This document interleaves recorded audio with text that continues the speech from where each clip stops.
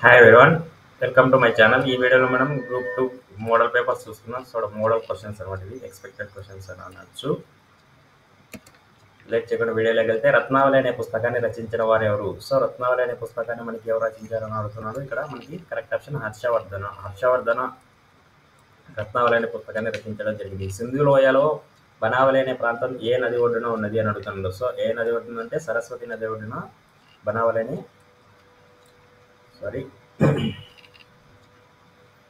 మనకి ఏ అనే option correct అనమాట. నెక్స్ట్, జావా కందకం ఏ సముద్రంలో ఉంది? సో జావా కందకం వచ్చేసి మనకి అరేబియా మహాసముద్రంలో ఉంది అనమాట. హిందూ మహాసముద్రం, ఆప్షన్ కరెక్ట్ ఆప్షన్ వచ్చేసి హిందూ మహాసముద్రం. ఏ గ్రహంకి అత్యధిక ఉపగ్రహాలు ఉన్నాయని అడుగుతున్నాడు. సో శని గ్రహానికి మనకి 145 ఉపగ్రహాలు ఉన్నాయని తెలుసు. ప్రపంచ బ్యాంక్ నివేదిక ప్రకారం భారతదేశం యూకేను ఆర్థిక వ్యవస్థ పరంగా యూకేను కూడా దాటేసి ఎన్నో స్థానానికి వచ్చిందని అడుగుతున్నాడు. ఇక్కడ మనకి కరెక్ట్ ఆప్షన్ 5th ప్లేస్ అనమాట. 5వ ప్లేస్లోకి వచ్చేసింది మన ఇండియా. మనకి ఆల్రెడీ ఈ ఛానల్లో గ్రూప్ 2 ప్రీవియస్ క్వశ్చన్స్ ఒకసారి షేర్ చేయడం జరిగింది. దాంట్లో మోడల్ పేపర్లు ఫుల్ పేపర్ కావాలంటే మీకు ఎవరికైనా మీ మెయిల్స్ కింద కమెంట్ రూపంలో తెలియజేయండి, మనము ఒకసారి ఫార్వర్డ్ చేయడానికి ట్రై చేస్తాం. లేదంటే మన టెలిగ్రామ్ గ్రూప్ కూడా కింద డిస్క్రిప్షన్లో ఇస్తాను, దాంట్లో జాయిన్ అయ్యి మనకి ప్రీవియస్ పేపర్లు మీరు చెక్ చేసుకోవచ్చు. ఈ పేపర్ కూడా పీడిఎఫ్ మనకి దాంట్లో షేర్ చేయడం జరుగుతుంది. ఒకసారి లైక్ చేయండి, చాలా వ్యూస్ చాలా తక్కువ వస్తున్నాయి. మీ అభిప్రాయాన్ని కూడా కామెంట్ రూపంలో తెలియజేస్తే మనం దానికి బట్టి మనం చేసుకోవడానికి అవకాశం ఉంటుంది. పీఎం జన్మన్ కార్యక్రమాన్ని మోడీ గారు నవంబర్ 15 ఏ రాష్ట్రంలో ప్రారంభించారంటే మనకి జార్ఖండ్ రాష్ట్రంలో. పీఎం జన్మన్ ఫుల్ ఫామ్ అడగచ్చు. ప్రధానమంత్రి జనజాతి ఆదివాసీ న్యాయ మహాభియాన్. భారతదేశంలో ఎత్తైన శిఖరం ఏది? సో దక్షిణ భారతదేశంలో ఎత్తైన శిఖరం అని అడుగుతున్నారు. అన్నామడి అనేది మనకి తమిళనాడులో ఉంది. ఇది భారతదేశంలో. దీని ఎత్తు ఎంత మీకు తెలిస్తే కింద కామెంట్ రూపంలో జరిగింది. అరౌండ్ 2500 కిలోమీటర్లు ఎంత ఉంటుంది. సో ఎగ్జాక్ట్ ఫిగర్ మీకు తెలిస్తే కింద కామెంట్ రూపంలో తెలియజేది. ఇటీవలి కాలంలో ఇండియా టూరిజం మీద అనుచిత వ్యాఖ్యలను చేసినందుకు గాను మాల్దీవుల మంత్రులకు వార్తల్లో నిలిచినారు కదా, వాళ్ళని సస్పెండ్ చేయడం కూడా జరిగింది. ఆ దేశ కరెన్సీ మరియు రాజధాని ఏదని అడుగుతుంది. సో ఇలాంటి ట్రికీ క్వశ్చన్స్ కూడా ఉండొచ్చు కరెంట్ అఫైర్స్ మీద. సో మాల్దీవులు రాజధాని వచ్చేసి మాలే, దాని యొక్క కరెన్సీ వచ్చేసి రూపియా. వర్ధన రాజవంశం పుష్యబుటి అని కూడా అంటారు వీళ్ళని. చివరి రాజు ఎవరని అడుగుతారు మనకి. చివరి రాజు వచ్చేసి మనకి హర్షవర్ధన వర్ధన డైనాసిటీలో లాస్ట్ రాజు అనమాట.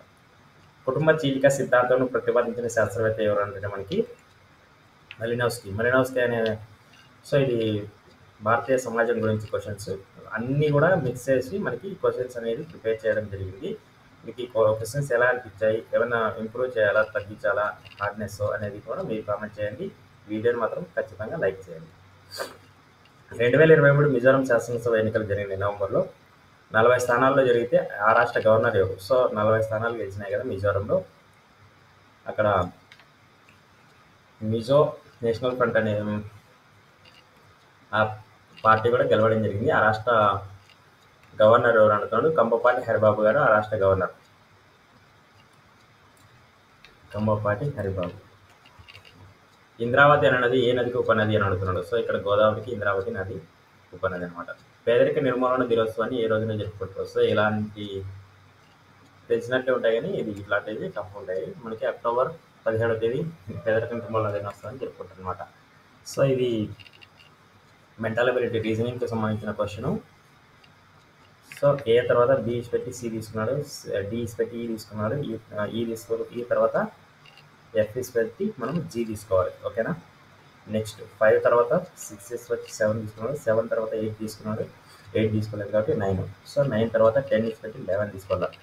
G11 అంటే 2 వచ్చేసినాయి, ఇంకా 3 వచ్చేస్తే మనకి ఆన్సర్ వచ్చేసింది. కరెక్ట్ ఆప్షన్ వచ్చేసి G11 అనేది కరెక్ట్ ఆప్షన్ ఇక్కడ reasoning. Next number series question ఇచ్చినాడు. 65, 50, 39 క్వశ్చన్ మార్క్ 5. సో ప్రధానికి 15 తీసేయండి, మనకి ఆన్సర్ కరెక్ట్ ఆన్సర్ వచ్చేసింది. మనకి 20 అనేది కరెక్ట్ ఆప్షన్ వచ్చేసింది ఇక్కడ 20. 15 తీసేస్తే మనకి ఆన్సర్ వచ్చేస్తుంది. ఓకే. సాహిత్యంలో నోబెల్ బహుమతి గ్రహీత ఎవరు?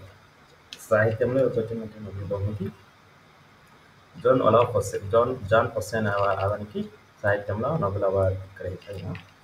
నోబెల్ అవార్డు కూడా అన్ని క్లియర్గా చెక్ చేసుకోండి. ఒకసారి వీడియోని పాస్ చేసి అన్నీ కూడా క్లియర్గా చెక్ చేసుకోండి. భౌతిక శాస్త్రంలో థియరీ, అగోస్టిని, పరెంట్, క్రౌజ్ అన్నీ ఎల్ పొలివియర్, తర్వాత రసాయన శాస్త్రం మంగి పవెన్ డి లూయిస్ బ్రూస్, మరో తర్వాత అలెక్సీ ఎకిమోవ్, సాహిత్యంలో జాన్ ఒలోఫ్ ఫొస్సే, శాంతిలో నర్గేస్ మొహమ్మది, ఆర్థిక శాస్త్రంలో క్లాడియా గోల్డింగ్. సో ఆర్థిక శాస్త్రం కూడా అడిగే అవకాశం ఉంది. ఏ అనే వ్యక్తి, సో ఇది మనకి మ్యాథ్స్ క్వశ్చన్, అథమెటిక్ క్వశ్చన్స్ సంబంధించి. ఏ అనే వ్యక్తి ఒక వ్యాపారాన్ని 10,000 రూపాయలతో ప్రారంభించాడు. సంవత్సరం తర్వాత బి అనే అతనికి మూలధన వ్యయంతో చేయడం జరిగింది. 3 సంవత్సరాల తర్వాత, అంటే 3 సంవత్సరాలకి ఎన్ని నెలలు ఉంటాయంటే 1236. 36 ఇంటూ 10,000 ఈస్టు 20 ఇంటూ 36 చేసుకుంటే మనకి 3:4 వస్తుంది.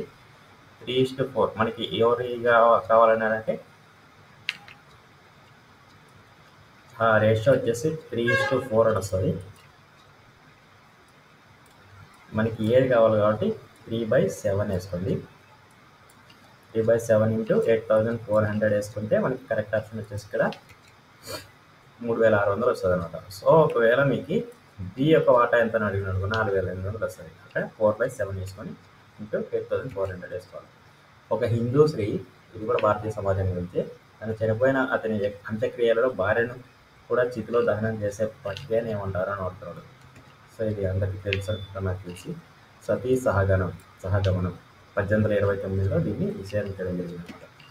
ఉన్నత కులానికి చెందిన వ్యక్తి నిమ్న జాతుల స్త్రీలను వివాహం చేసుకుని ఆ వివాహాన్ని ఏమంటారు? ఇది కూడా అంతే, సేమ్ భారతీయ సమాజం గురించి. ఆన్సర్ వచ్చేసి మనకి హైపర్గామి. సో ఉన్నత కులాల వారు నిమ్న కులాల వారిని పెళ్లి చేసుకుంటే హైపర్గామి అంటారు.